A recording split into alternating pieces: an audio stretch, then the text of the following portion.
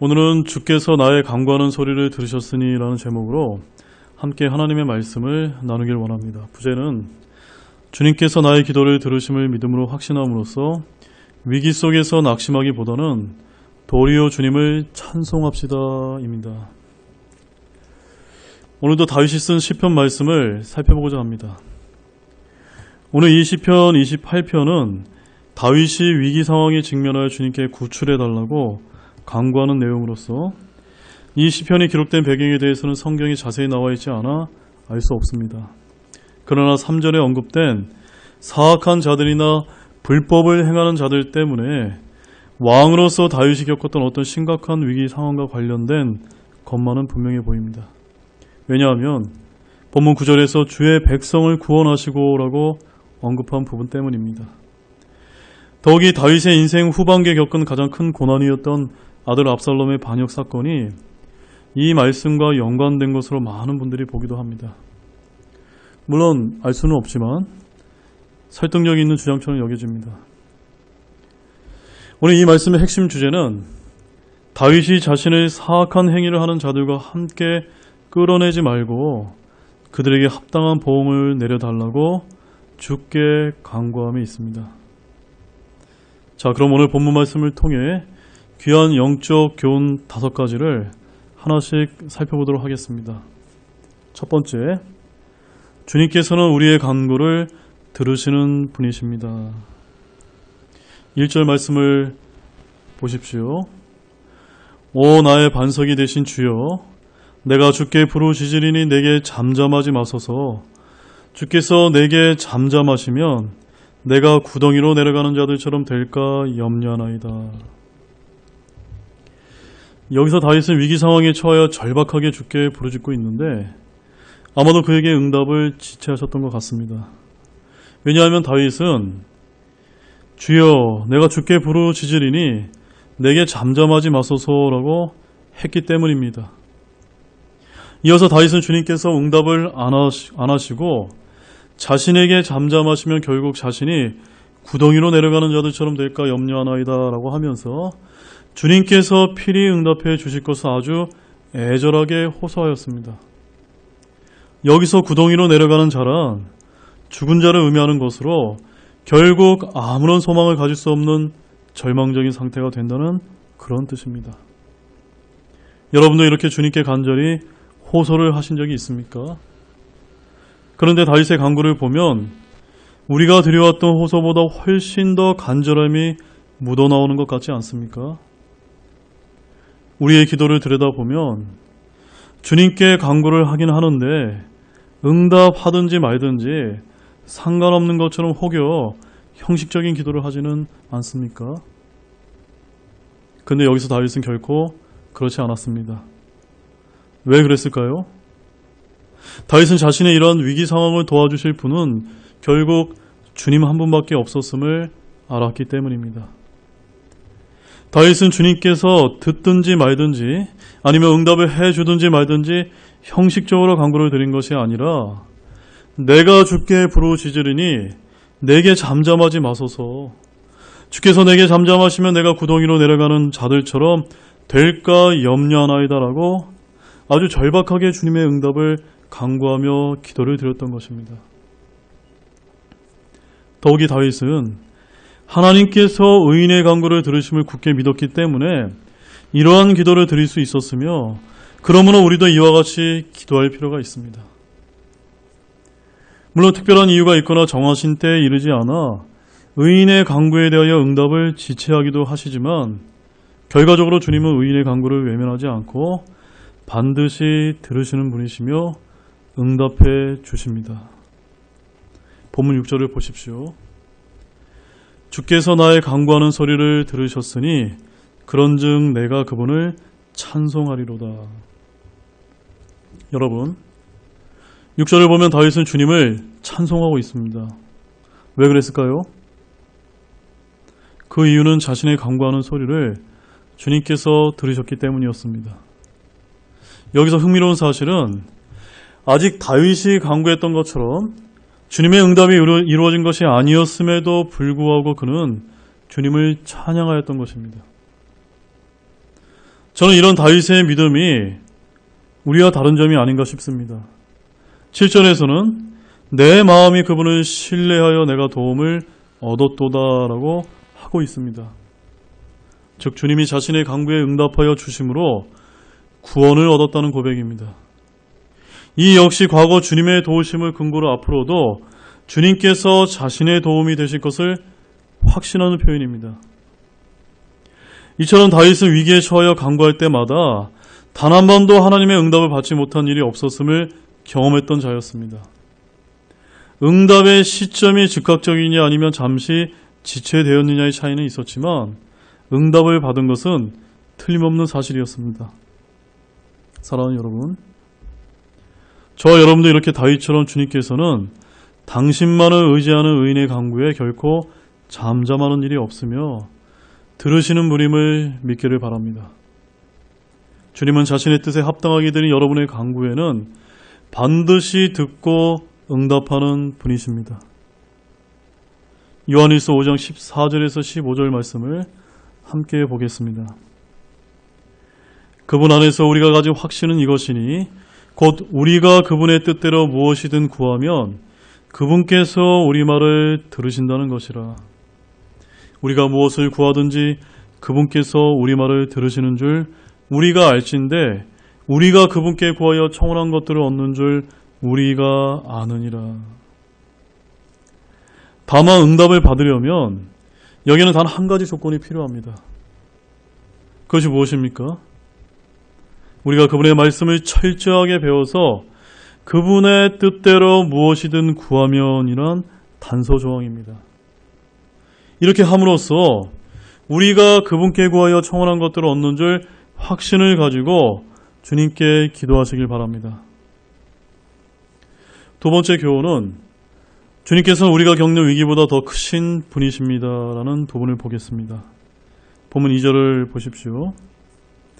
내가 주께 부르짖고 하나님께서 말씀하시는 거룩한 곳을 향하여 손을 들 때 나의 간구하는 소리를 들으소서.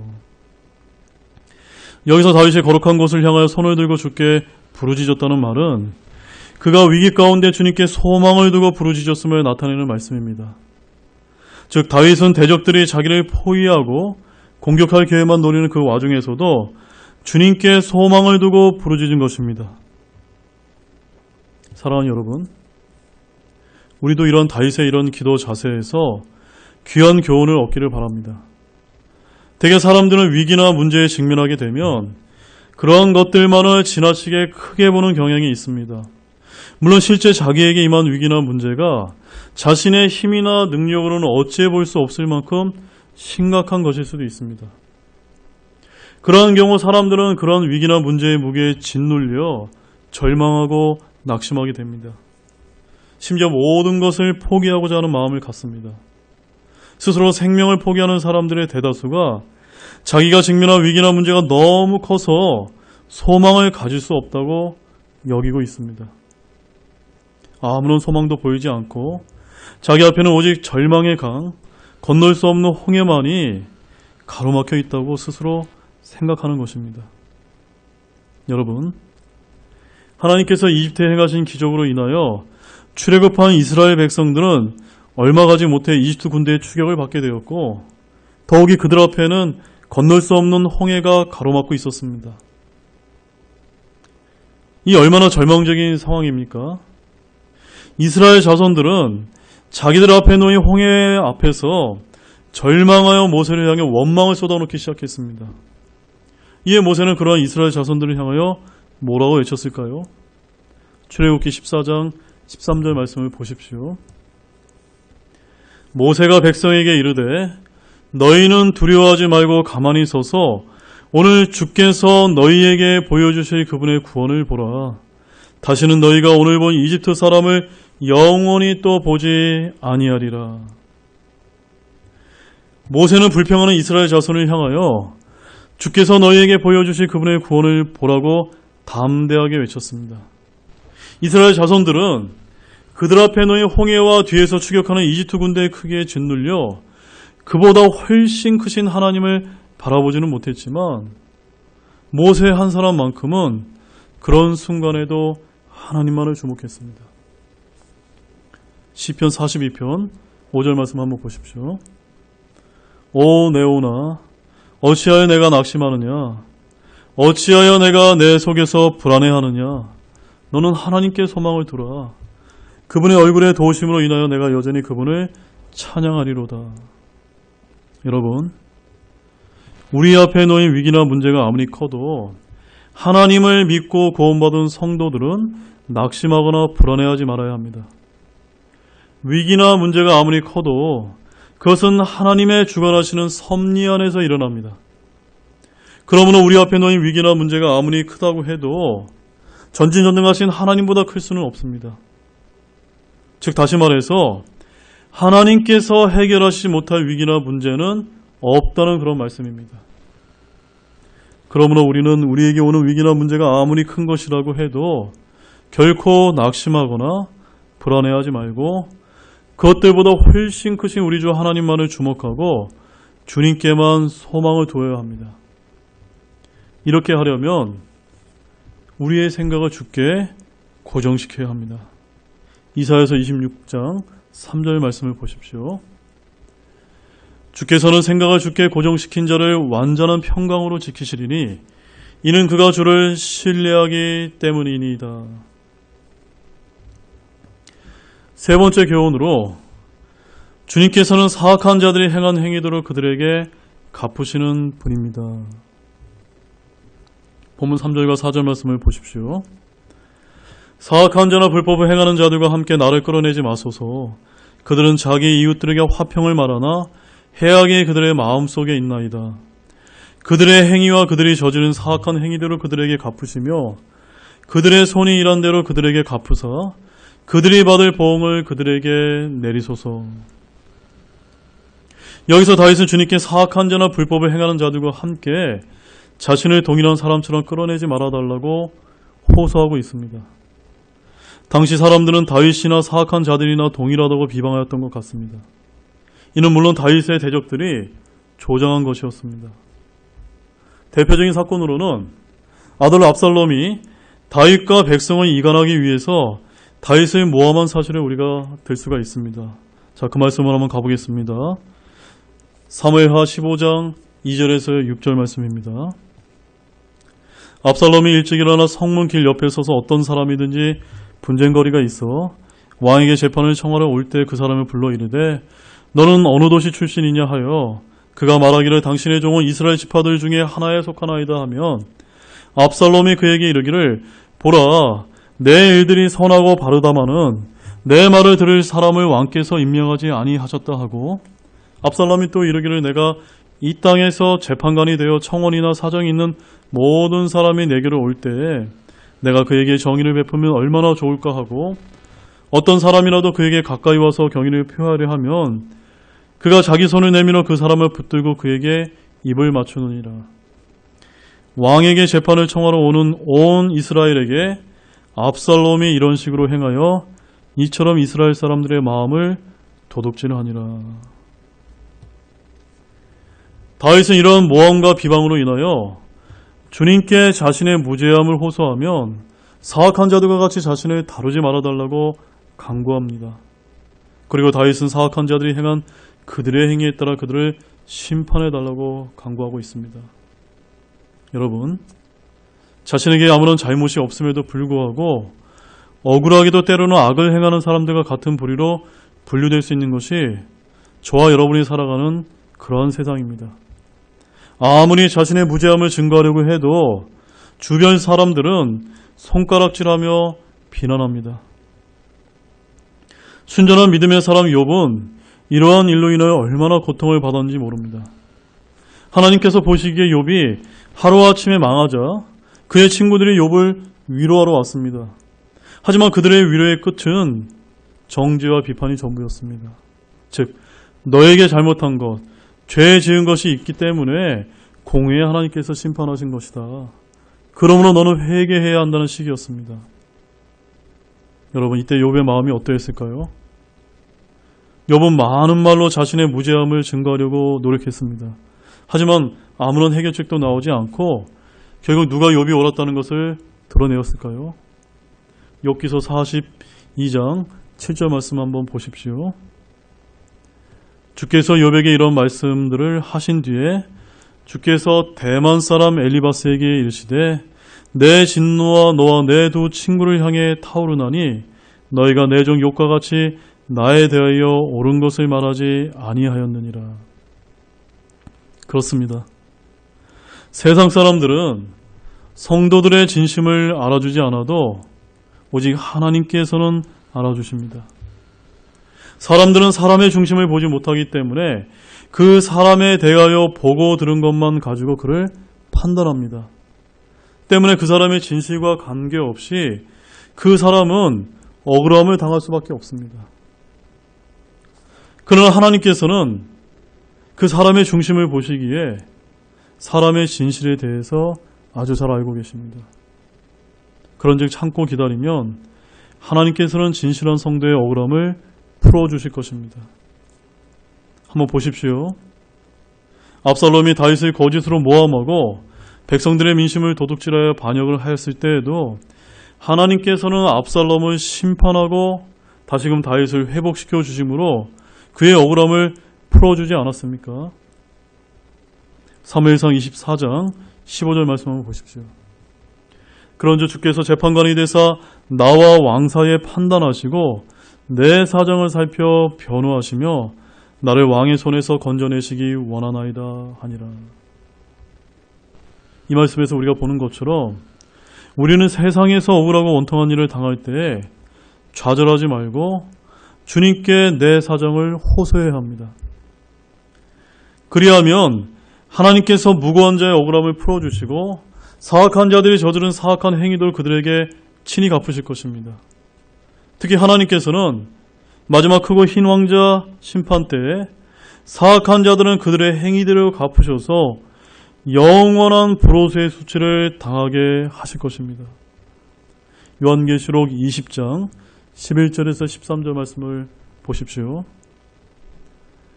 또 내가 크고 흰 왕자와 그 위에 앉으신 분을 보니 땅과 하늘이 그분의 얼굴을 피하여 물러가고 그것들의 자리가 보이지 아니하더라. 또 내가 보매 죽은 자들이 작은 자나 큰 자나 할 것 없이 하나님 앞에 서 있는데 책들이 펴져 있고 또 다른 책이 펴져 있으니 곧 생명책이라. 죽은 자들이 자기 행위들에 따라 책들에 기록된 그것들에 근거하여 심판을 받았더라. 바다가 자기 속에 있던 죽은 자들을 내주고 또 사망과 지옥도 자기 속에 있던 죽은 자들을 넘겨주매 그들이 각각 자기 행위들에 따라 심판을 받았고. 이 말씀처럼 구원받지 못하고 사악한 죄악을 저질렀던 그런 사람들은 결국 마지막 때에 가서 자기들의 그 사악한 행위들에 따라 주님으로부터 심판을 받게 된다는 그런 말씀입니다. 자, 네 번째 교훈으로 자기 이웃들에게 화평을 말하나 해악이 마음속에 있는 자들을 조심해야 합니다. 3절 하반절을 우리가 다시 보면 그들은 자기 이웃들에게 화평을 말하나 해악이 그들의 마음속에 있나이다 라고 그런 사악한 자들의 특징이 아주 잘 나타나고 있습니다.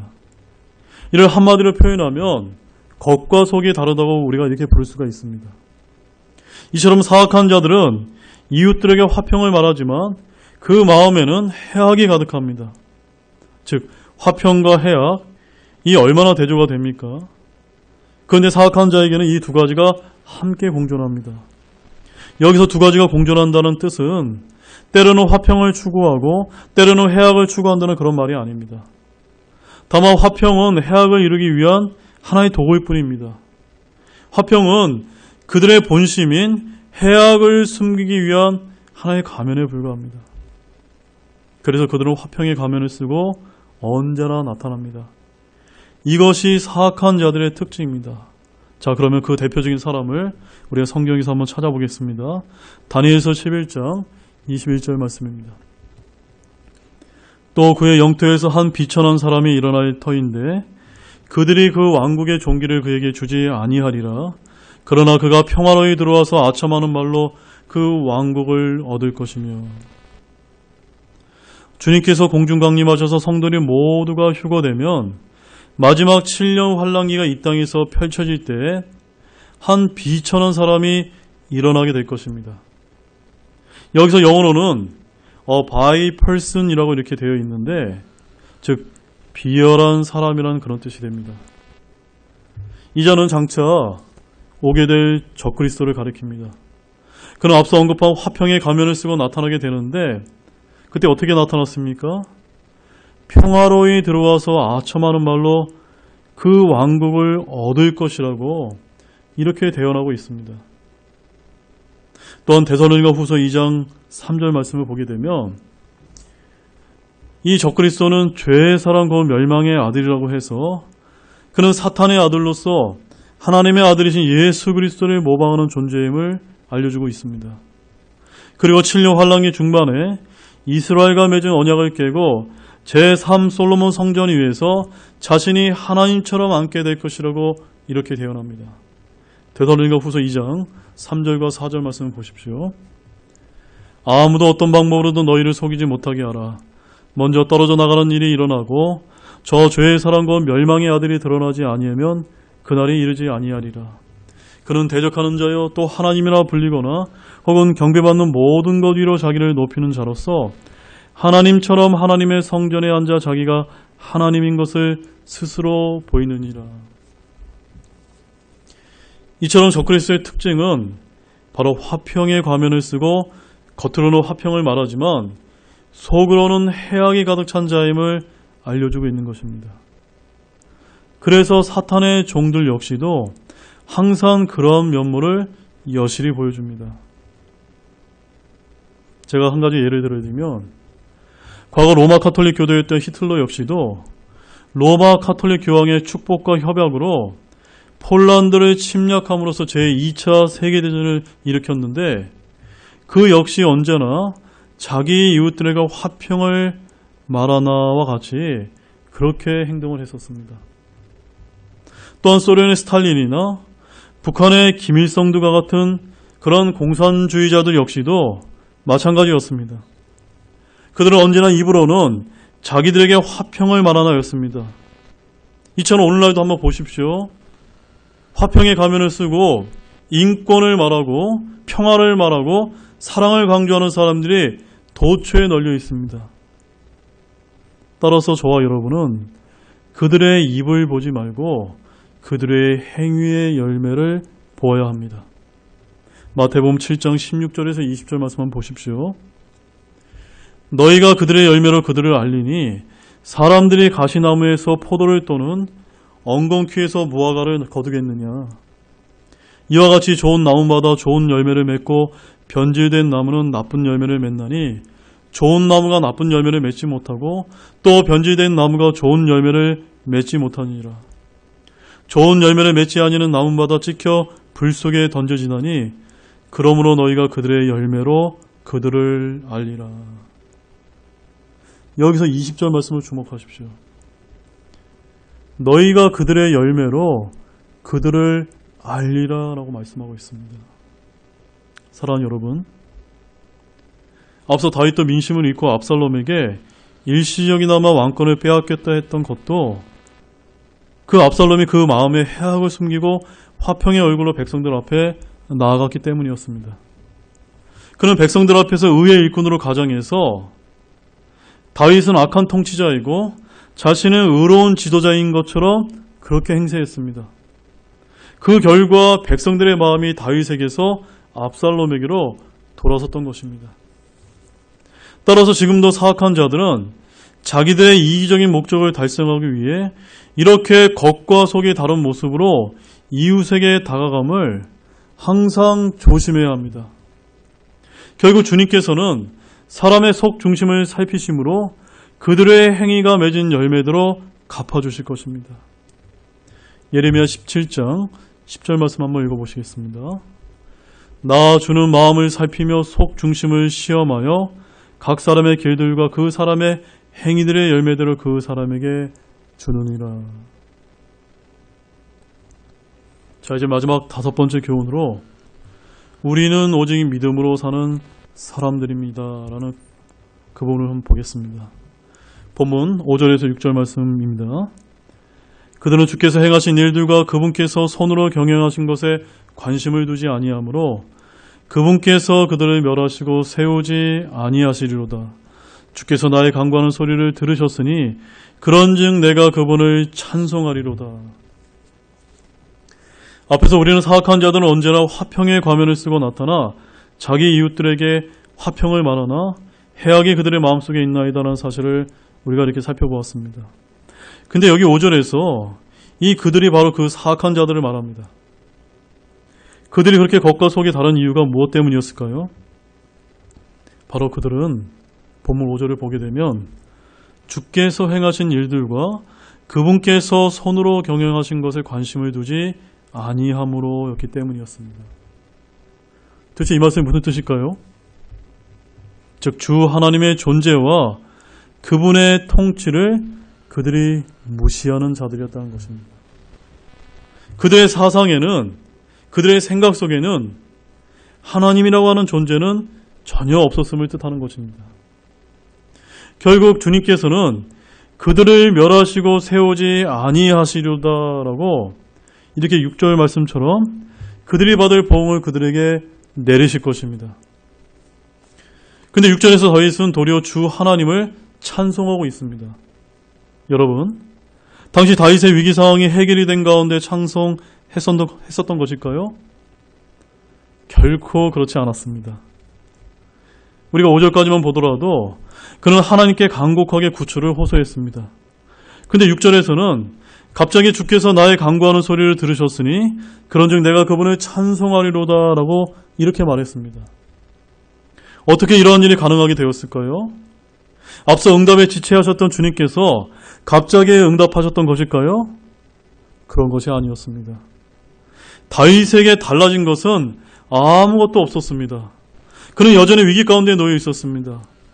그러면 상황은 달라지지 않았는데 다윗이 구출을 호소하다가 이처럼 갑자기 주님을 찬송하게 된 이유가 무엇 때문일까요? 그것은 그에게 믿음이 있었기 때문입니다. 그는 주님께 기도하는 중에 하나님께서는 공의로우신 분이시기 때문에 사악한 자들을 멸하시고 세우지 아니하시리로다는 그런 사실과 주님께서 의로운 자의 기도를 들으심으로 자기를 사악한 자들로부터 구출해 주실 것을 확신하였던 것입니다. 즉 다윗은 주님께 향한 믿음으로 말미암아 위기 상황을 더 이상 위기로 여기지 아니하고 구출을 확신하며 하나님을 찬송하였던 것입니다. 결국 다윗은 그의 이러한 믿음대로 위기에서 건짐을 받게 되었습니다. 7절에서 다윗은 이렇게 고백합니다. 주는 나의 힘이시요 나의 방패시니 내 마음이 그분을 신뢰하여 내가 도움을 얻었도다. 그러므로 내 마음이 크게 기뻐하며 내가 내 노래로 그분을 찬양하리로다. 여기서 도움을 얻었다는 것은 자신이 이미 구출받았다는 말이 아니라 구출될 확신을 가짐으로 용기를 가지게 되었다는 말입니다. 그러나 다윗은 실제로도 위기에서 벗어나 승리하는 도움을 하나님께 받게 됩니다. 이 시편 28편의 배경이 되는 사건이 무엇인지 우리는 단정할 수는 없지만 만약 압살롬의 반역 사건과 관련 짓는다면 다윗은 분명 하나님의 도우심으로 구출받았으며 그러한 사실은 사무엘하 17장에서 20장에 아주 잘 기록되어 있습니다. 여러분, 이러한 사실이 우리에게 시사하는 바가 무엇일까요? 즉 의인은 자기 믿음으로 말미암아 살게 된다는 것입니다. 하박국 2장 4절 말씀을 한번 보십시오.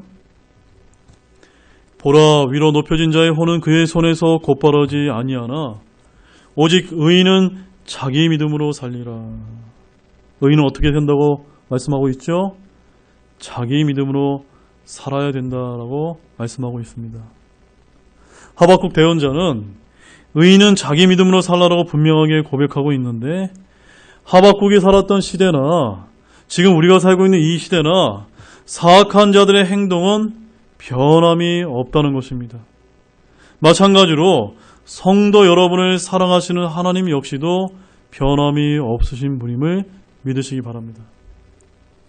비록 이 세상이 어두워져 가고 사악한 자들이 사방에서 활보함으로써 의로운 자들이 사악한 자들과 같은 취급을 받을지라도 하나님께서는 의로운 자를 아시고 구출해 주실 것입니다.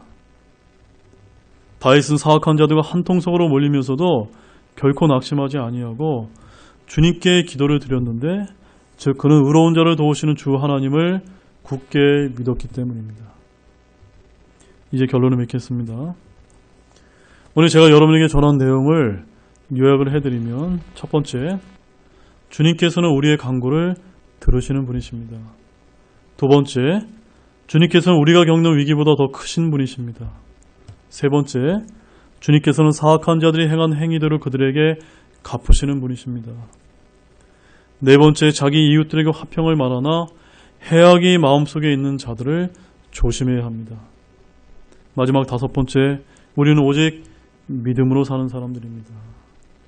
사랑하는 여러분, 우리는 이 세상에서 많은 환난을 당할 수밖에 없습니다. 사악한 자들은 화평을 말하면서 그 속에 해악이 가득하기에 하나님을 따른 우리 성도들을 평안하게 살도록 가만 놔두지 않습니다. 그리고 신실한 성도들은 그로 인하여 고통과 위기를 당할 수밖에 없습니다. 그러나 우리는 오늘 배운 다윗과 같은 믿음만 있다면 그 어떠한 위기를 맞이하더라도 걱정할 필요가 전혀 없습니다. 우리가 하나님을 믿고 의지하기만 하면 분명 주님께서는 우리를 도우시는 분이십니다. 또한 하나님은 우리를 위기에서 건져 당신을 찬양하게 하십니다. 다윗은 아직 위기에 있었지만 주님께 자신의 간구하는 소리를 들으셨음을 확신하였기 때문에 주님을 미리 찬송할 수 있었던 것입니다.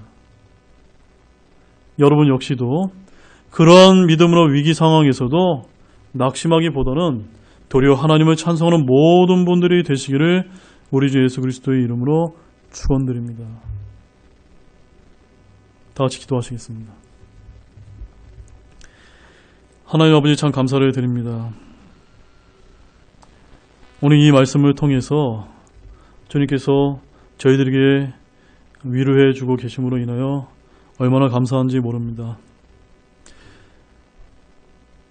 시대가 악하기 때문에 참으로 여러 가지 어려운 문제와 위기 상황이 우리 도처에 널려 있습니다.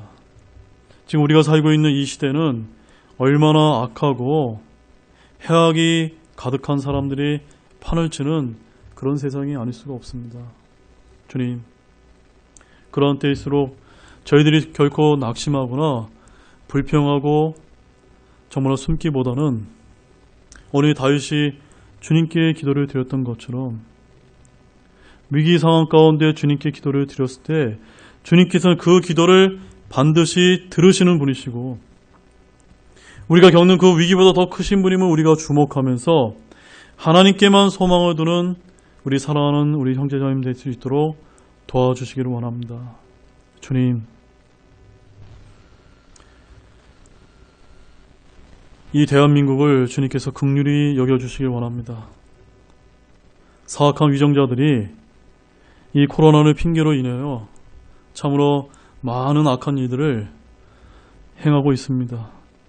그래야 예배를 방해하고 있고, 이 하나님께 드린 예배를 우리들이 안전하게 드리지 못하도록 여러 가지 핍박과 억압을 지금 하고 있는 가운데 있습니다. 이러한 때일수록 정말로 주님께 우리가 간구를 드리오니 주님께서 하루속히 이러한 우리들의 사정을 주님께서 들어주시고 이 일이 해결될 수 있도록 주님께서 도와주시기를 원합니다. 참으로 주님을 두려워하는 의로운 지도자가, 국가 지도자들이 세워져서 다시금 이 대한민국을 하나님을 경배할 수 있는 위대한 나라로서 세워주시기를 간절히 주님께 기도를 드리며 호소합니다. 주여 도와주시기를 원합니다. 정말로 감사를 드리며 이 모든 말씀을 예수님의 이름으로 기도를 드렸습니다. 아멘.